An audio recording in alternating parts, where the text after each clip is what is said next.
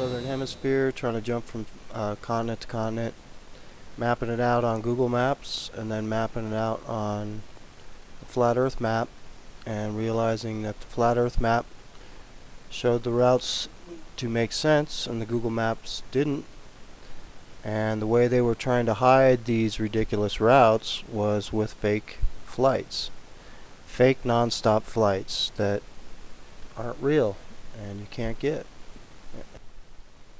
This video will just focus on some of the changes that took place since then. Like Fare Compare had to change their website and their flight search format. That happened like a couple weeks after the video came out. Also, some of the non-stops that they had out there disappeared from the searches as they were trying to figure out what to do, I'm sure. Sometimes they were in the searches, sometimes they weren't. And then also now they've added some new fake flights, so I'll go over those. And yes, even though it was a daily fight with shills and it wasn't fun, I blocked over 100 of them so far.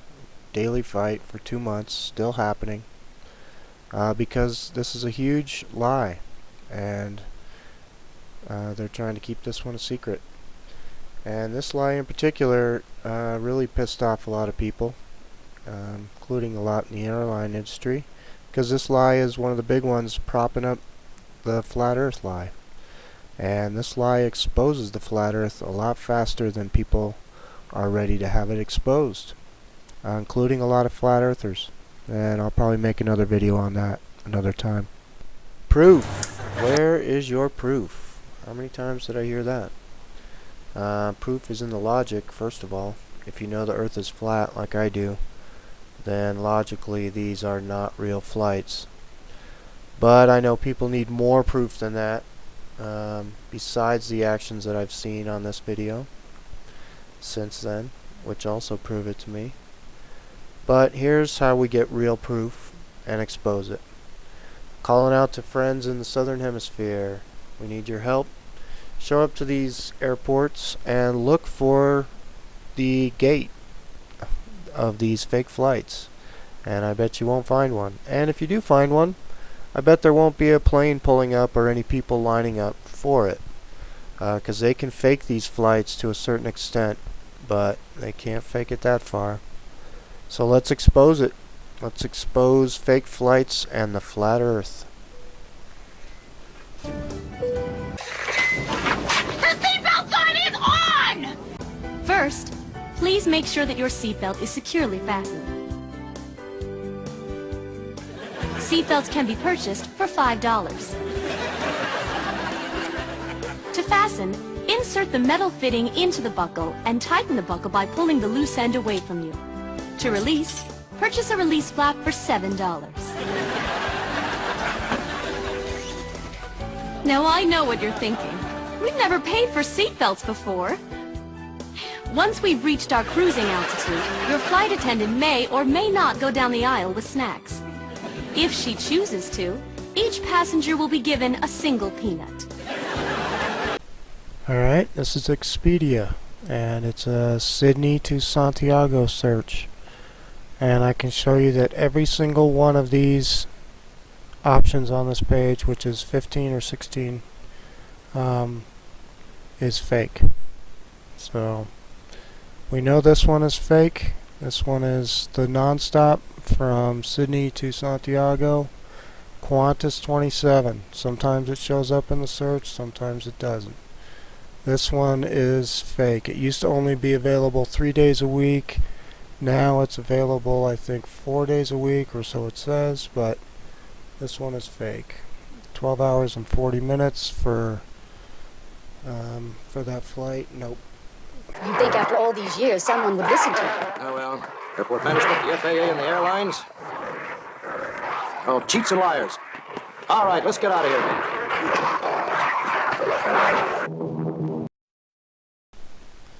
The flat earth is the biggest lie of all time. And they've kept it going for hundreds of years now. And the way they do that is with a lot of supporting lies. And one of the supporting lies has to be fake flights. And I can tell you right now that makes them nervous, because this exposes the flat earth faster than they know it's about to be exposed. So how far would they go to make you believe that these non-stop flights are actually real? Well, this is how far they'll go. It was a colourful start for QF Flight 28 to Santiago, with Chilean dancers performing their national dance at Sydney Airport, giving passengers on the plane an exciting send-off for the 13-hour non-stop journey to this new Qantas destination. And guess who was there to meet them on arrival? Good morning.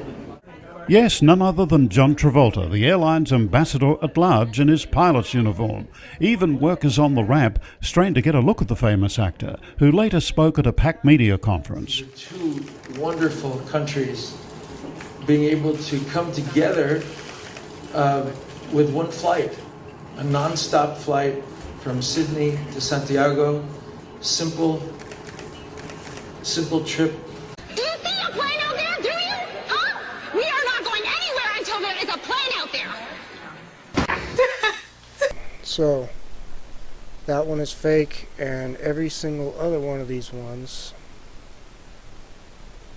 is fake also.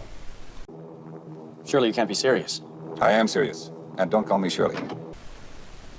No matter what the first part does, because all these flights eventually take off from Auckland and go to Santiago, and that we've already shown is a fake flight. Do you see a plane out there? Do you? Huh? We are not going anywhere until there is a plane out there. You can't do it. So, all you really need to see, this is that 11-hour, 20-minute flight for 6,000 miles, supposedly. But not on the flat Earth map.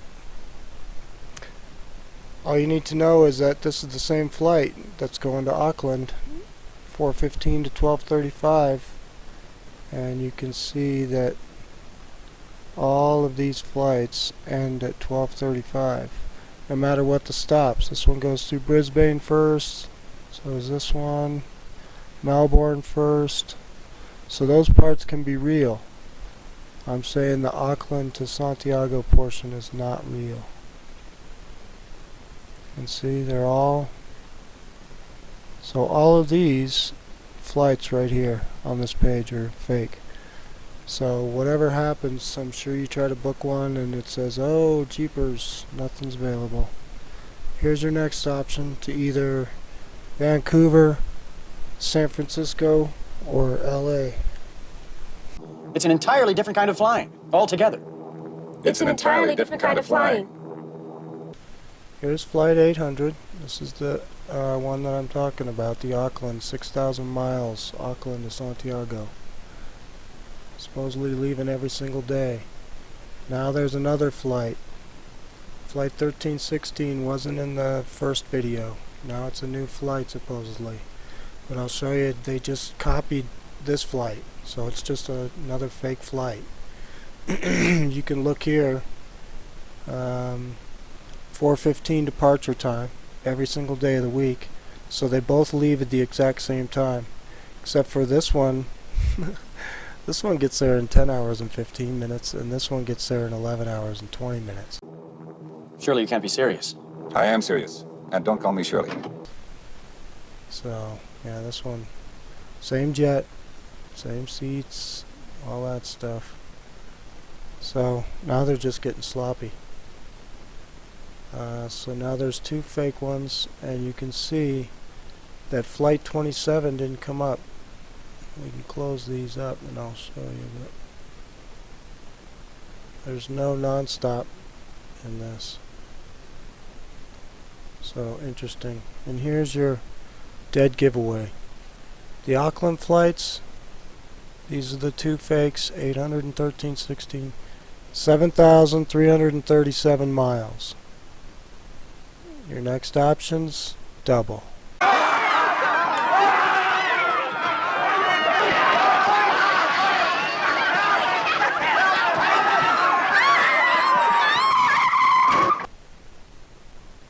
goes all the way to 15.7. So you're either flying, there's one flight that takes you to San Francisco, then Houston, and then to Santiago. There's 2 different flights to LA that either take you to Atlanta or Houston and then Santiago. And then there is one flight to Vancouver, and then you have a couple of different options, but I can't take much more of this. Looks like I picked the wrong week to quit amphetamines. Shayna, they bought their tickets. They knew what they were getting into. The last time the flight is delayed. alright, here we are, Johannesburg to Perth. And I've opened up all the real flights, but we'll go over the fake ones. This one is real to Singapore. And here's the flat earth map that I used to map out the Johannesburg to Perth flights. And this flight right here from Johannesburg to Singapore to Perth, almost a straight line, and it's 7,800 miles. So that's where I'm getting that 5161 cannot be a real flight. Also, all these Sydney flights are fake. They disappeared from the search altogether the other day, but they're back today. It's almost a straight shot on the flat earth map from Johannesburg to Singapore to Perth, and this is 7,803 miles. So it's close to 8,000 miles, not 5,161. So this flight right here, 280, South African Airlines, is a fake. And that was in the first video. Do you see a plane out there? Do you? Huh? We are not going anywhere until there is a plane out there.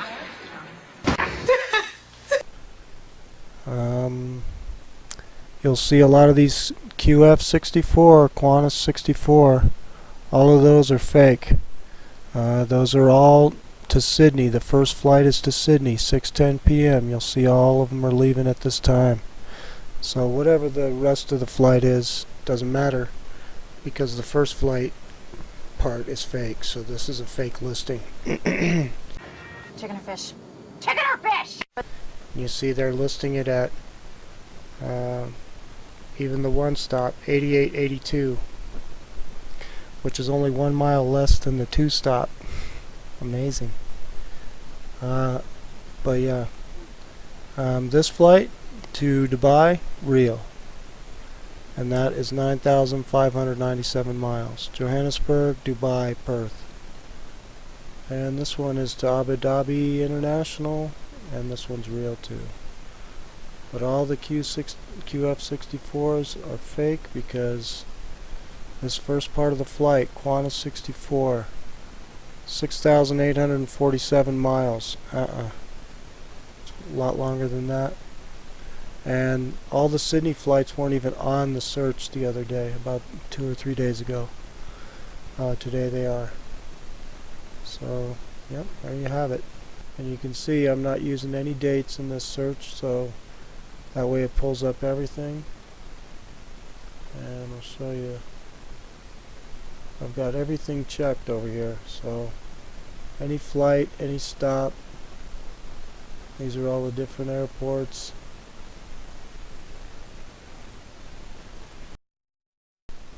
Alright, well, thanks for tuning in, and cheers to all the new subscribers. Welcome aboard.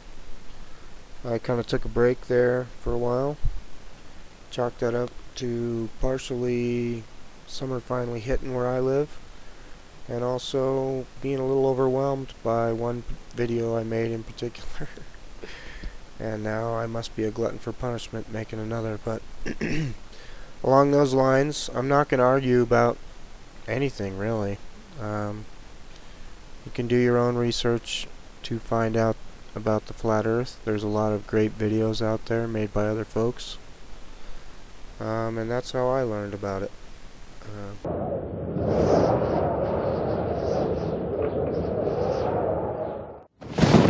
When I first heard this flat earth subject, I dismissed it without even giving it a second thought. But more recently, at the beginning of 2015, I ran across a few flat earth videos again. And while looking into the fake moon photos circulating around, I saw that people were claiming that the images from Earth from space were fake as well. Pretty soon the flat earth subject became viral online. And after looking at the Apollo missions one night and coming to the conclusion that they were nothing more than a huge con game, it jarred my memory about something. And for a very specific reason, I decided to look deeply into the flat earth without just dismissing it blindly as so many do. Why did I look into it this time? Well, I do pray for knowledge and wisdom and discernment, but maybe the recent Apollo footage I watched helped. However, I live near a very large lake, Lake Ontario, and I happen to remember going to the beach as a kid and looking across the lake and seeing New York State coast off in the distance. I never ever thought anything about it ever, except I remember it being there when I went to the beach. Now, I've been to that beach 100 times over the years. And once this topic gained more prominence in early 2015, the first video I saw explained the curvature of the Earth and what it's supposed to be in inches per mile. And it resonated with me because I remember that I could see clear across the lake to the other coast, something that broke all the sphere Earth rules. So with NASA fakery on my mind and the memory of seeing this coastline that supposedly was too far below the horizon for me to be able to see it due to the curvature of the Earth, I re-examined the flat Earth theory. And as unbelievable as it seemed, it started to make a lot of sense, especially since I did distinctly remember being able to see that far coast basically anytime I was at my local beach. And as I've said, I've been there hundreds of times over the years. But even so, I went back to the beach recently and stood at the shore. I looked south and guess what? I could see the New York State coastline just like I remember. Now I googled the distance and it was approximately 36 miles. I learned what the curvature of the Earth is supposed to be exactly at that distance, and according to the people that believe in the sphere, I found out that the coast should have been buried below my ability to see it by almost 900 feet. That part of the New York State coast had a top elevation of less than 300 feet. So that left at least a huge 600-foot discrepancy, and even more because I could see some of the height of the far shore. Was something really wrong with the reality that they've been selling us ever since we were born? Well, I ended up becoming a little fixated on proving or disproving the concept. And at first I truly thought disproving the flat Earth would be rather easy. I thought there had to be a reasonable explanation why I could see so far beyond the so-called curved barrier. I learned about light refraction and superior mirages. I learned about perspective and horizons. I learned about how our eyes work. I viewed dozens of similar experiences on YouTube. I listened to experts and people who thought they had logical but spherical explanations. In fact, I tried for a few months to debunk the concept and just couldn't. The more I looked into it, the more sense it made, and the less likely that the sphere model we've been spoon-fed since birth was a reality. It's just flat out wrong. And as more people shared their experiences and proofs online, it only added to my growing, pretty much unwavering belief that the world is not what we've been told. And learning about how our eyes work and how perspective work helps a lot with understanding sunrises and sunsets and ships disappearing hull first at sea and other supposed sphere Earth proofs. I can't say for certain what shape the Earth is or how big it is, or if there's an Antarctic ring or a barrier beyond it, or if it's an infinite plane. Maybe everything we theorize is not complete. There are so many possibilities that it blows the mind, and the flat Earth has no real complete standard model because it's all based on us finding out things for ourselves. We agree on the facts and certain basics, but the rest is only hypothetical even if it seemingly makes sense. And as the evidence mounts for both the flat Earth and against the sphere, I wanted to create a special place where folks can learn and share what they've learned with other supporters. Differences of opinion are certainly going to come forth and should be expressed openly. But remember that the goal of my videos and their corresponding threads is to provide the opportunity to use each of us to learn and grow in any area that any of us has a problem in. If there is a thing you can't understand, then ask. Someone will have an opinion and we can go from there. If you have a point to make against what is considered an accepted flat Earth fact, please provide any relevant links or supporting proofs or videos. I am currently under the impression that the entire space program, even low Earth orbit, and all that is there, is really just a sleight-of-hand trick by a group of illusionists that have swindled the public, the governments of the world, the media, and us into believing a lie. Everybody, a small group of corporations and cabals have almost complete control over the entire financial, educational, high-level governmental and media systems, leaving it up to real armchair scientists and normal people that can critically think and recreate experiments themselves to Whatever, I do what I want. Global resistance. Where's my motherfucking soldiers at? It's time to strap up and go to war, motherfucker. We're gonna bring it right to the motherfucking front line.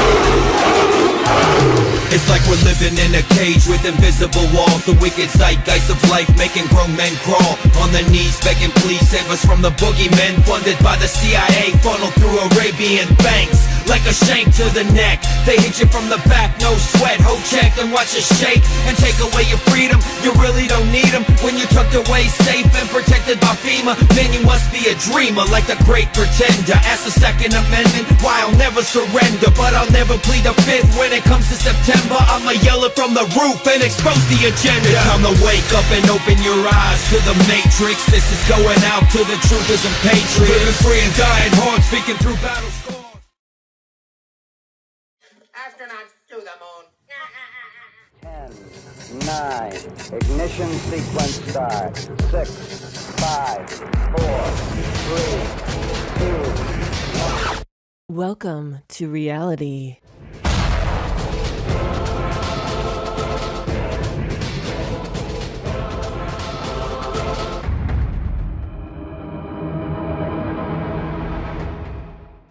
What's going on, everyone? It's Jaronism, back with another video for you today. Wanted to talk a little bit about Antarctica. So recently, someone who has been studying flat Earth decided to look down into Antarctica, and he found out some things that he did not know. Because I've been concentrating on Antarctica, I started looking into it. I've never really had the compunction to investigate Antarctica before. So I guess he had done months of searching and studying flat Earth, but never got around to looking into Antarctica. So he says, it's the first time I've really looked into these maps. And it seems that everybody, including the Royal Tub-Thumping Brass Band, has marched through Antarctica, and the flat earthers don't know about it. As soon as he did, he saw that flights took place that go across it. He saw New Year's Eve parties. He saw tourists. And so he came to the conclusion that any good researcher would have come to, that all the flat earth researchers are stupid or they're lying. That's a good conclusion, huh, mate? Well, let me fill you in on a little research on Antarctica that I did. And maybe if you're the good Christian that you say you are, Tiger Dan, you'll apologize for calling me stupid and a liar and anything else that you said. But I've actually done tons of research, just like all of the other flat earthers that I know of have been looking at this stuff for a long time. And we simply didn't search for something on YouTube and then claim it to be a fact. That's not good research. So I'm going to show you some different things about Antarctica, so hopefully you see the difference between good research and just typing something into YouTube and saying, oh, there's the proof.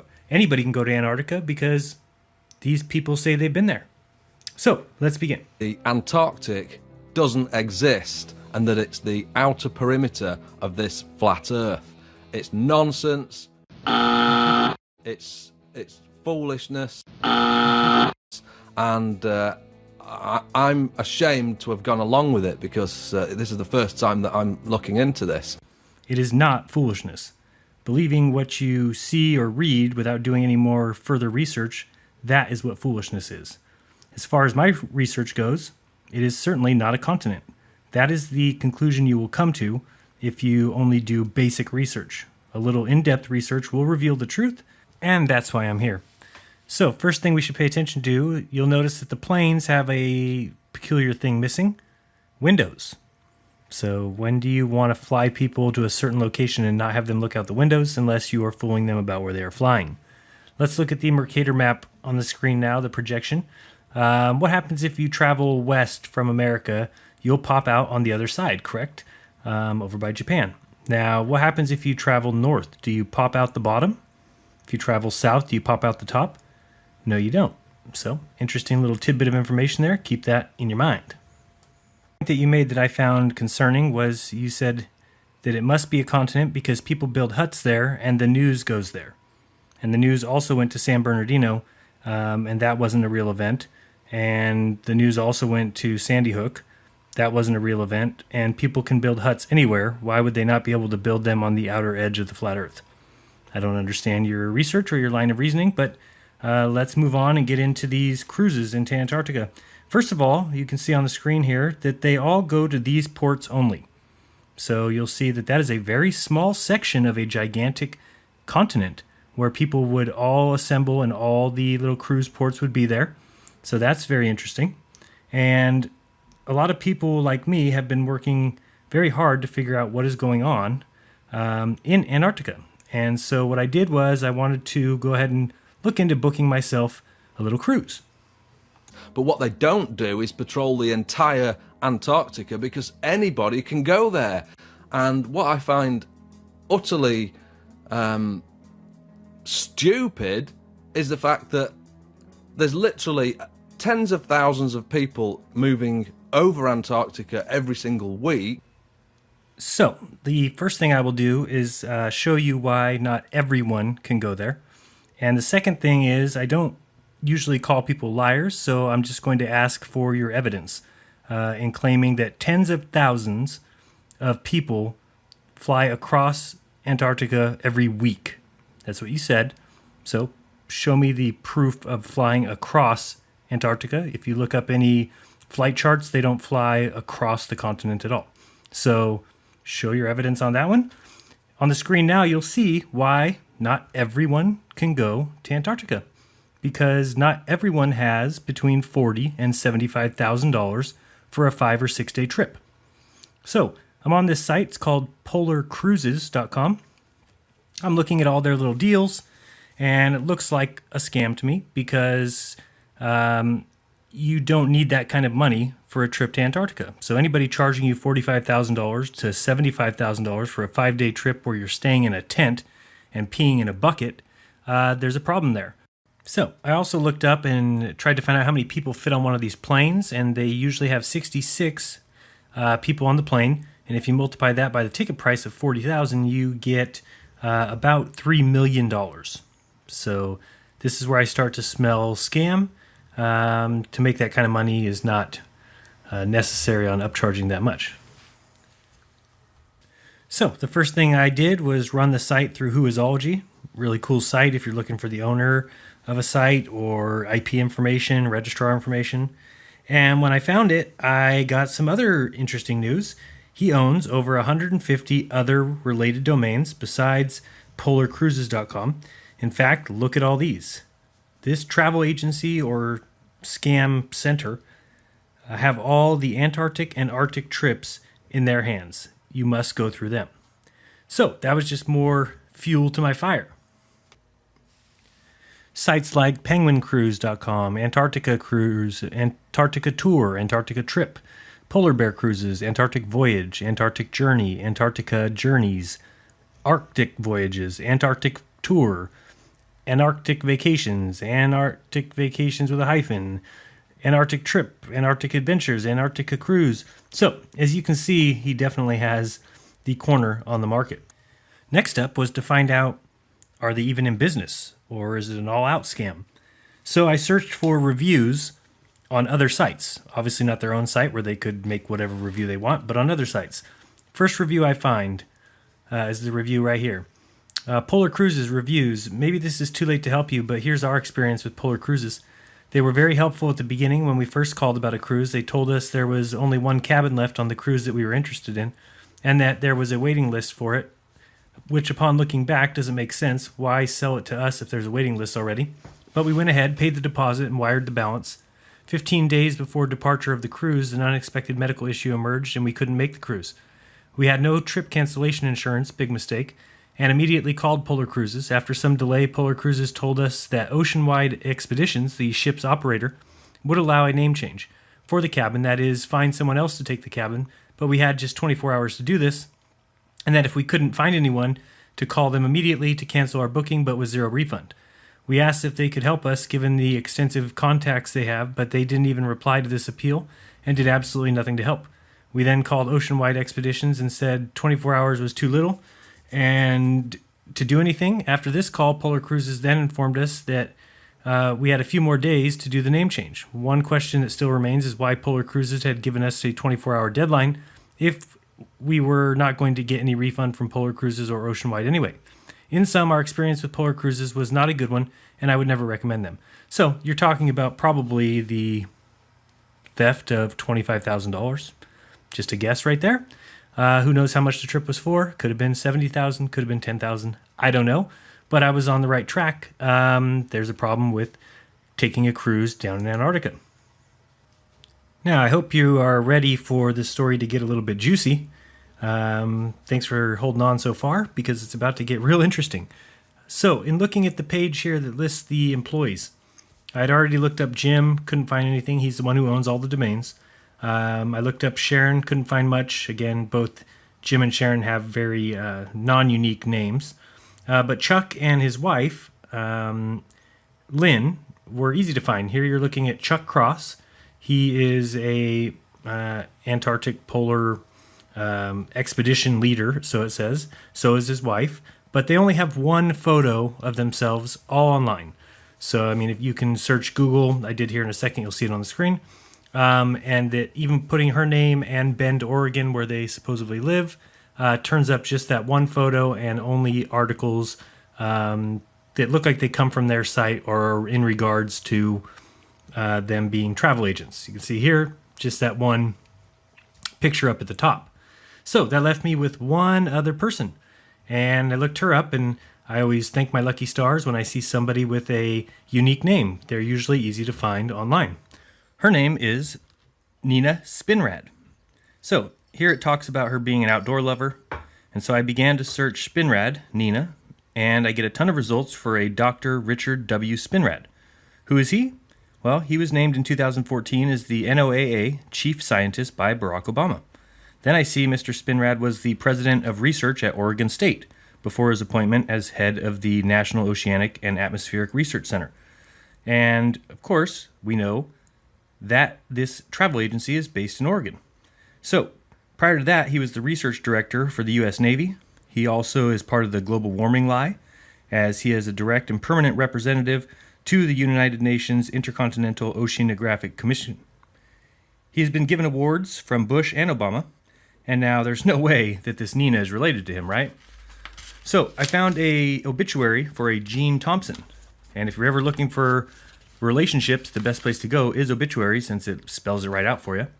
And in Gene Thompson's obituary, he was survived by his daughter, Elena, and her husband, Dr. Richard Spinrad, and their son, Gary, and his wife, Nina Spinrad. So for those of you following along, we now have one company who owns all the domains for Arctic and Antarctic trips. It has 5 employees. One of them is the daughter-in-law of the head honcho and President Barack Obama's selection for chief scientist for the NOAA. So that means we have a Navy veteran, a military man who has taken a military oath in charge of the ocean as chief scientist, just like all of our scientists who went to the moon, who are on the ISS or are currently or former military. Worth noting, if you spend 10, 20, 30 years in the military and then you get honorable discharge or you leave or retire, you're then considered a civilian. So if you become an astronaut, you are a civilian astronaut. So when we look closely, we can see that, honestly, most of what we think of as science has been militarized. Also wanted to point out, if you look at the screen now, you'll see I did some flight tracking. And I don't see any planes that are going anywhere near the Antarctic landmass, which really only makes sense when you think of Antarctica being the ring around the flat plane. If it were a giant continent on the bottom of a globe, why wouldn't we be crossing it to go from Australia to South America, etc.? And flat earthers just don't seem to know about this. And they think that Antarctica doesn't exist and that it's a military manned base and they don't allow anybody in there. Well, anybody can go to Antarctica. And the one good thing that's come out of me investigating this is the fact that it's exposed a lot of these flat earth liars, and they don't go out there patrolling all round Antarctica. That's just stupid. And the most stupid thing of all is that some of these flat earthers think that Antarctica doesn't exist. I just don't get how dumb flat earthers are. I mean, you have a simple choice. Either Earth is spinning 1,000 miles per hour, or it's not. Either it travels 21 million miles a day, or 0. Stars are either trillions of miles away, or they're lights in the sky. All that HD footage confirms NASA's in space doing great things, or they're just stealing our money. It's really sad that these guys are so intellectually stupid that they believe their own eyes. I mean, their own senses. Not me. I know where truth lies. It lies in the textbooks, provided and written by Freemason Jesuits who want a better life for me and my family. They want me to give them a run for their money, to challenge them and beat them in this game of life. Thank non-God for science. So, I wanted to talk a quick minute about GPS, and sorry for my scribbles, but hopefully this will help you understand a little better. If the map on the left was the correct map, and we needed people to think that they are on a globe, then you would put ground-based tracking everywhere. So let's call that those red sticks on the map on the left. Then when someone stands, say, at the 3 dots in South America, then it would coincide with our GPS, or Global Positioning System, which would be the 3 dots on the right. We could just say that those 3 dots were being tracked by big metal satellites orbiting above your head, when in actuality they were ground-based stations. Now, if someone thinks that they are going from, say, South America to Antarctica, on the right, they would actually be just doing the same thing as we see on the left. Same thing with Australia. Going from Australia to the South Pole would look the same way on the left as on the right.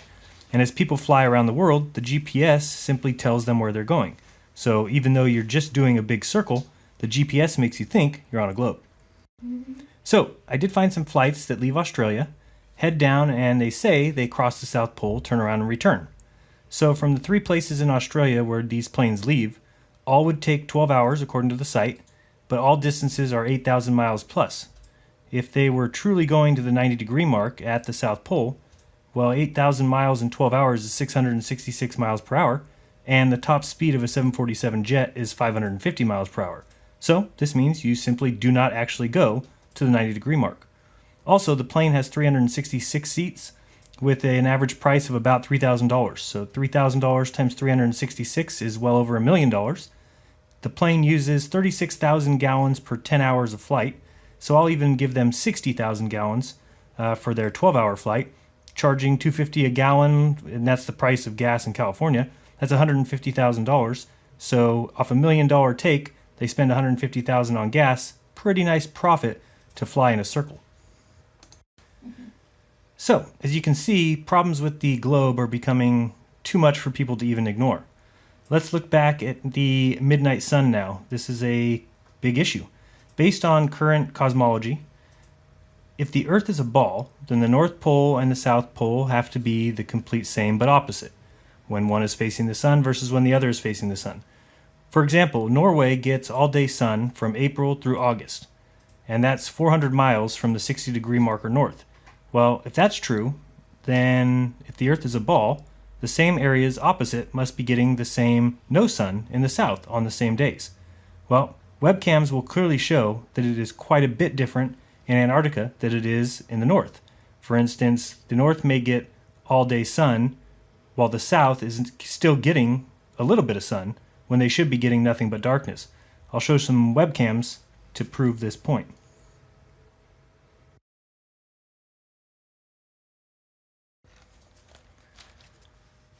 So the first question you might ask is, of course, well, what is the midnight sun and where can we see it?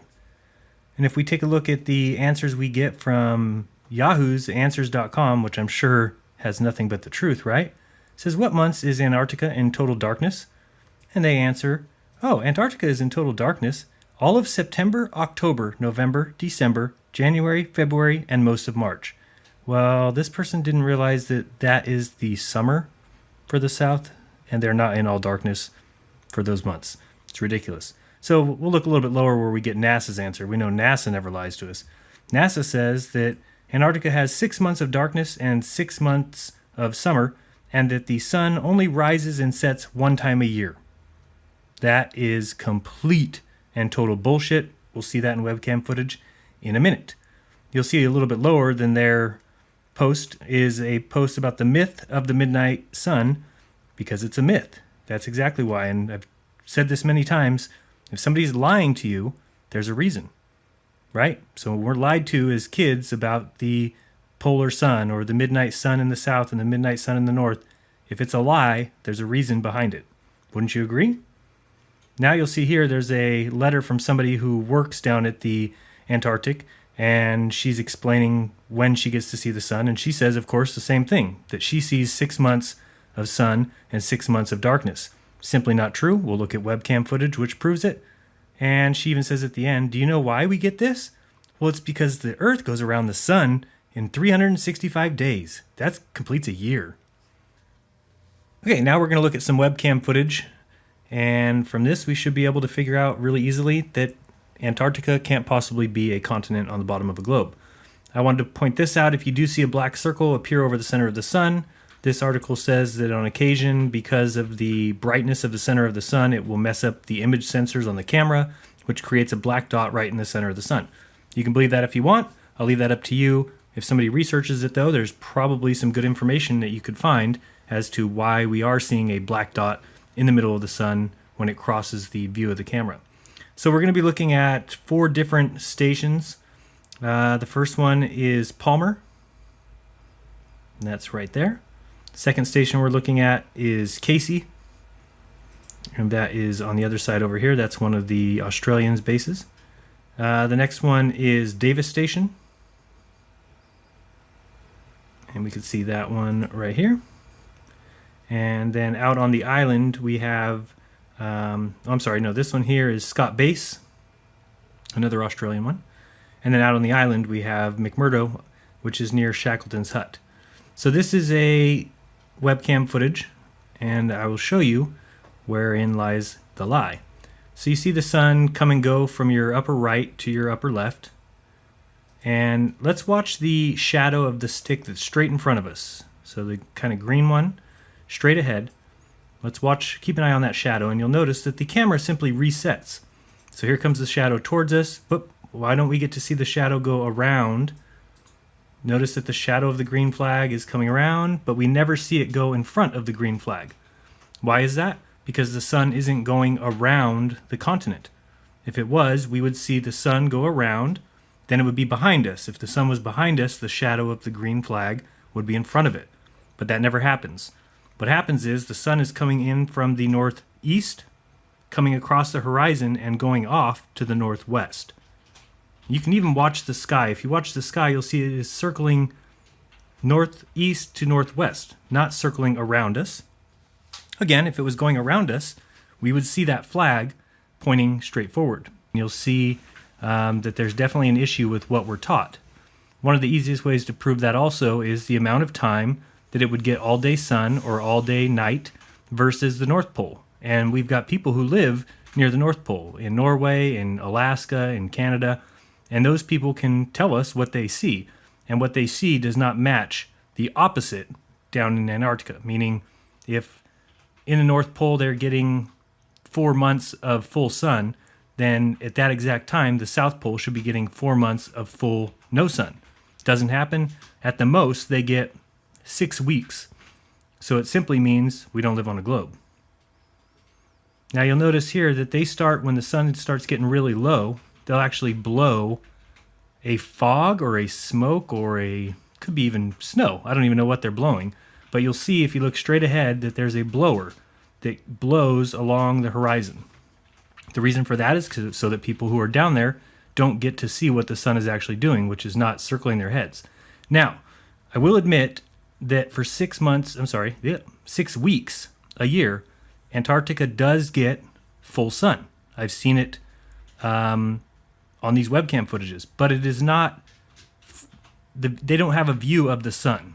So I know it doesn't make sense, and I fully admit that this is something that we need to research, because somehow when the sun leaves to the northwest and circles all the way on the other side of the earth in its daily path, somehow it is remaining bright in Antarctica.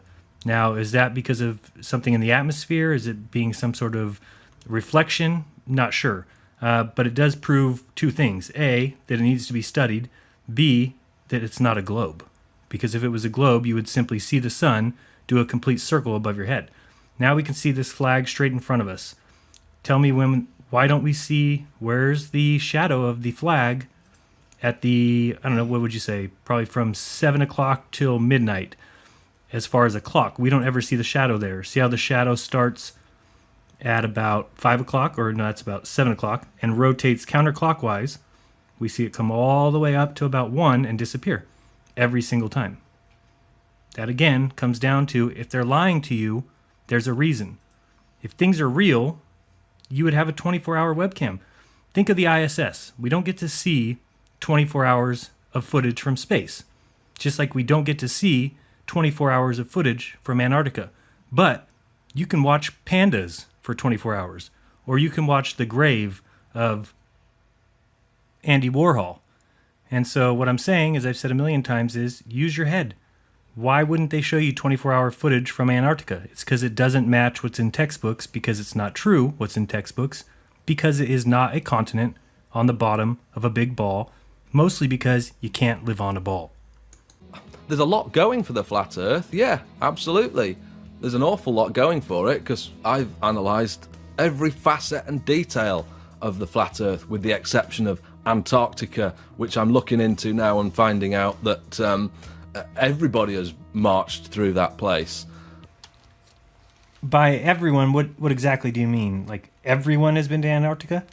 Because it gets about 40,000 visitors a year, which I think is an extremely high number. But let's say they do get that many.